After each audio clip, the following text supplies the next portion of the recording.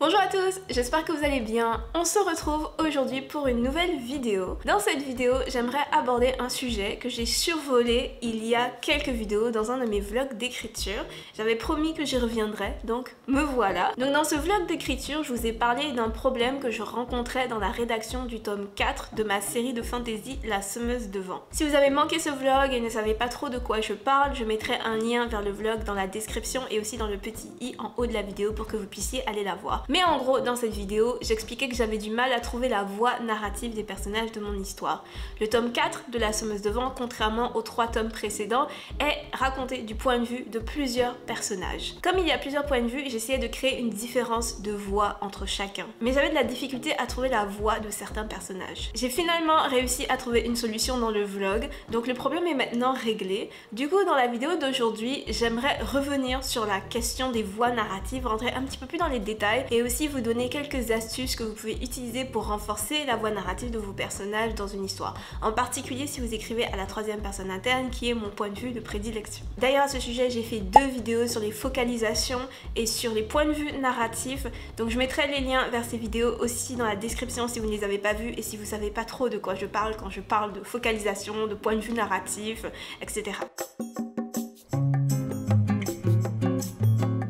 La voix narrative est tout simplement la voix du personnage dont on adopte le point de vue. Quand on écrit à la première personne, c'est un concept assez évident puisque le narrateur de l'histoire est un personnage de l'histoire. La personnalité du personnage peut donc ressortir dans sa manière de raconter l'histoire. C'est beaucoup plus simple de faire ressortir la voix du personnage dont on adopte le point de vue puisque c'est aussi lui qui narre l'histoire. Donc beaucoup de romans écrits à la première personne sont reconnus pour leur voix narrative très distinctive. Par exemple, le roman Le bizarre incident du chien pendant la nuit de Marc Hadou utilise la voix narrative d'une manière absolument magistrale. Pour ceux qui ne connaîtraient pas ce livre, c'est un roman jeunesse écrit à la première personne du point de vue d'un personnage autiste. Le narrateur de l'histoire raconte l'histoire d'une manière très intéressante, la narration est très précise, très descriptive également, la numérotation des chapitres est aussi assez particulière et le style d'écriture est à la fois direct et déroutant. Donc finalement toute la narration de l'histoire, toute la structure du roman reflète la personnalité et la manière de penser du narrateur. Quand on raconte à la 3e personne, en revanche, c'est un petit peu plus compliqué de faire ressortir la voix du personnage dont on adopte le point de vue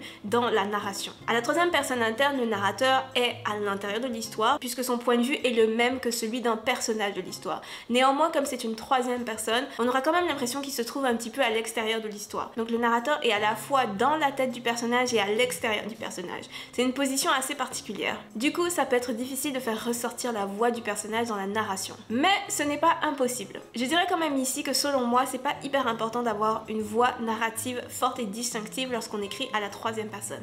Lorsqu'on écrit à la 1re personne, ça fait plus de sens puisqu'on raconte l'histoire du point de vue d'un personnage en incarnant ce personnage.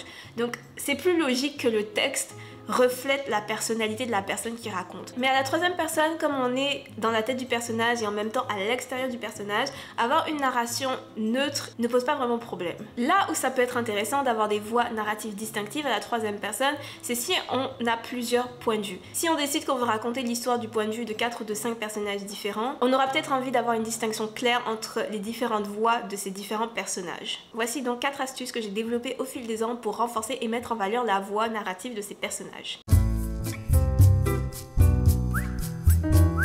Cette première astuce est la plus évidente, je pense, pour pouvoir mettre en valeur la voix narrative de ces différents personnages. La première chose à faire est d'accorder un soin particulier aux descriptions et au vocabulaire qu'on va utiliser. Une enfant de 9 ans ne racontera probablement pas de la même manière qu'un homme savant de 40 ans. Le vocabulaire que ces 2 personnages vont employer sera sans doute très différent. Ils vont sans doute construire leurs phrases différemment et il est fort probable qu'ils ne remarqueront pas les mêmes choses dans le même ordre en décrivant leur environnement. Alors oui, à la 1re personne, c'est beaucoup plus facile de marquer cette différence entre leurs 2 manières de raconter. On peut par exemple utiliser des phrases plus courtes et plus simples, sans fioriture, lorsqu'on écrit du point de vue de l'enfant de 9 ans. Alors que pour le savant, on peut écrire des phrases plus longues, utiliser des mots plus compliqués. C'est un petit peu plus difficile de créer cette différence à la 3e personne, mais c'est pas impossible du tout. On a toujours la possibilité d'écrire des phrases courtes, d'utiliser un vocabulaire différent. On peut toujours changer la longueur et la complexité des phrases et on peut aussi choisir qu'est-ce qu'on va mettre en valeur dans les descriptions. Quel que soit le point de vue narratif utilisé disais, on peut toujours mettre en valeur certains éléments plus que d'autres dans nos descriptions. Et ainsi montrer ce sur quoi le personnage se concentre le plus, se focalise le plus. Par exemple, si vous décrivez un personnage du point de vue de son amant, la description sera probablement assez différente que si ce même personnage était décrit du point de vue d'un total inconnu. Un mari fou amoureux de sa femme ne la décrira probablement pas de la même manière qu'un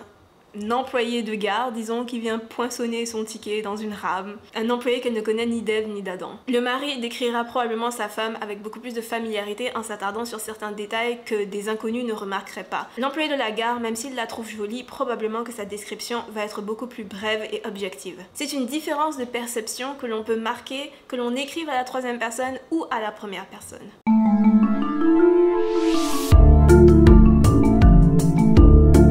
Je l'ai dit un petit peu plus tôt, il ne faut pas hésiter à jouer sur la longueur et sur la structure des phrases. On peut aussi jouer sur la ponctuation, même si je dirais ici que c'est la chose à faire en dernier recours. Vous pouvez décider que certains personnages utilisent beaucoup de points d'exclamation ou de points de suspension lorsqu'ils décrivent ou racontent. Sur le coup, ça semble être une bonne idée, mais lorsqu'on lit une histoire avec beaucoup de points d'exclamation et beaucoup de points de suspension, c'est assez gênant. Donc c'est pour ça que je pense que la ponctuation est la chose qui devrait être utilisée en dernier recours. Avant d'utiliser la ponctuation, je pense que la longueur des phrases, la structure des phrases, le vocabulaire, toutes ces choses-là devraient être utilisées avant. Vous pouvez aussi décider d'écrire toute l'histoire comme s'il s'agissait du flux de pensée du personnage. À ce moment-là, le texte lui-même représente les pensées du personnage. C'est une représentation directe des pensées du personnage. Le roman Mrs. Dalloway de Virginia Woolf est un assez bon exemple de ce style de narration. Une autre manière d'utiliser le style pour renforcer la voix narrative d'un personnage est d'attribuer un leitmotiv à un personnage. À titre personnel, c'est quelque chose que j'adore remarquer quand je lis un livre, donc c'est l'une des astuces que j'aime le plus. J'aime surtout quand ce leitmotiv se développe au fur et à mesure de l'histoire, semble anodin au début de l'histoire, puis se révèle hyper important à la fin et révèle une information capitale au sujet du personnage qui l'utilise. Par leitmotiv, je veux ici décrire une phrase ou une expression qu'un personnage va beaucoup utiliser. On peut aussi parler de motifs littéraires. Par exemple, dans la série chinoise Heaven's Official Blessing, cette histoire est racontée à la troisième personne et on peut très souvent lire dans le roman, il ne savait pas s'il devait en rire ou en pleurer. Le il étant ici le personnage principal de l'histoire. Cette phrase revient très souvent dans le roman.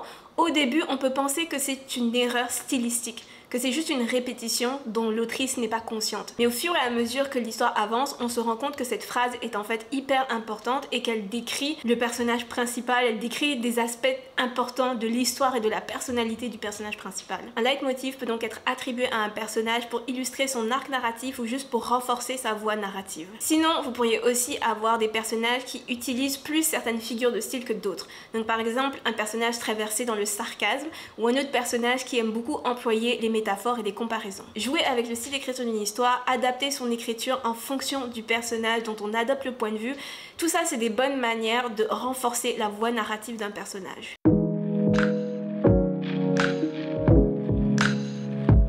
Une autre manière de renforcer la voix narrative d'un personnage est d'utiliser un champ lexical.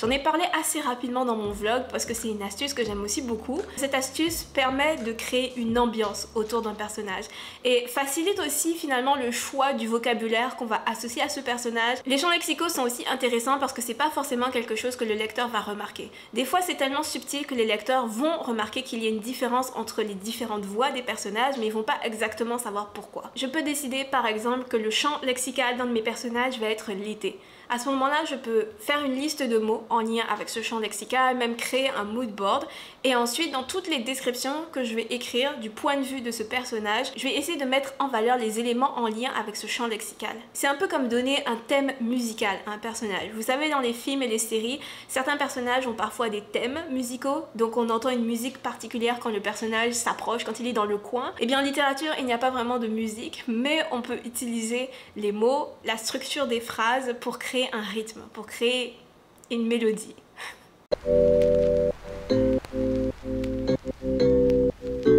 Ma quatrième et dernière astuce est, je pense, la plus importante de cette vidéo. C'est la plus évidente, mais aussi la plus importante. En dehors du vocabulaire, des champs lexicaux, de la structure des phrases, je pense que la chose la plus importante qu'il faut garder à l'esprit lorsqu'on écrit un roman, en particulier lorsqu'on écrit du point de vue d'un personnage et qu'on veut écrire une voix distinctive, donc la chose la plus importante à garder à l'esprit est qu'on raconte l'histoire du point de vue d'une autre personne que nous-mêmes. Le personnage dont on adopte le point de vue a probablement une vision du du monde, une philosophie différente de la nôtre et différente de celle de tous les autres personnages de l'histoire. C'est ça qui crée son individualité. Ce personnage aura donc des réflexions et une manière de voir le monde différente de la nôtre et de celle de tous les autres personnages de l'histoire. Juste en décrivant ses actions, en retranscrivant ses pensées et en écrivant les dialogues de son point de vue, on peut déjà mettre en valeur la voix narrative de ce personnage, puisque sa manière de voir les choses sera différente de celle de tous les autres personnages de l'histoire. On n'a en fait pas besoin d'aller très loin lorsqu'on veut renforcer une voix narrative. Si on comprend bien les personnages de notre histoire, si on comprend bien leur personnalité et si on arrive à se mettre dans leur basket, à ce moment-là, ils auront forcément une voix très distinctive et très propre à leur personnalité. Ce qui m'a finalement aidé à trouver les voix narratives des différents personnages de la Semeuse de Vent, c'est d'attribuer une émotion ou un état d'esprit à chaque personnage de la série. J'ai eu le temps d'y réfléchir depuis ce dernier vlog et de me demander pourquoi finalement cette astuce d'associer certaines émotions à certains personnages fonctionnait si bien pour moi pour pouvoir leur trouver une voix ou renforcer leur voix. Et je me suis rendu compte qu'en fait c'était juste que je me rappelais de qui sont mes personnages, donc de quelles sont leurs plus grandes peurs, leurs plus grands désirs et quelles sont les valeurs fondamentales qui motivent leurs actions. Une fois que j'ai été capable de me rappeler de cela, d'identifier tout cela, ça a été beaucoup plus facile pour moi d'écrire leur voix. Voilà, c'était mes 4 astuces pour renforcer la voix narrative de ces personnages. J'espère que cette vidéo vous aura plu. Comme pour beaucoup de choses dans la vie, c'est avec la pratique qu'on s'améliore. En écriture, c'est la même chose. C'est en écrivant beaucoup et en se concentrant tout particulièrement sur cet aspect-là de votre écriture que vous allez vous améliorer si vous pensez que vous avez besoin de travailler cet aspect-là de votre écriture. Je vous dirais quand même que selon moi, la voix narrative, c'est pas quelque chose de super important. Si on connaît bien ces personnages, si on sait ce qu'on veut écrire, c'est quelque chose qui va venir assez naturellement. Et il y a aussi beaucoup de livres très bons qui n'ont pas de voix narrative très forte et distinctive. Donc je pense pas que ce soit quelque chose de super important. Ne vous stressez pas sur le sujet si c'est pas quelque chose qui vous intéresse particulièrement. Écrire, c'est vraiment une question de choix, comment on décide de raconter, quels mots on décide d'employer, quel procédé narratif on veut utiliser, et finalement c'est à chaque auteur de décider ce qui est mieux pour lui et pour son histoire. Perso, j'adore les romans avec des voix narratives très fortes, très distinctives, mais c'est vraiment juste personnel, donc comme je suis toujours en train d'essayer d'écrire quelque chose que j'aimerais lire, c'est aussi quelque chose que j'aimerais avoir dans mes propres romans. Mais si vous, c'est pas quelque chose qui vous intéresse particulièrement, je pense pas que ce soit une nécessité pour avoir un roman de qualité. Voilà, je l'ai tout dit. Si vous avez aimé cette vidéo, si vous l'avez trouvée intéressante, si vous avez appris quelque chose, aidé ou autre, n'hésitez pas à la liker et à me dire ce que vous en avez pensé dans les commentaires. On se retrouve samedi prochain pour une autre vidéo. Portez-vous bien tout le monde et à très vite. Bye!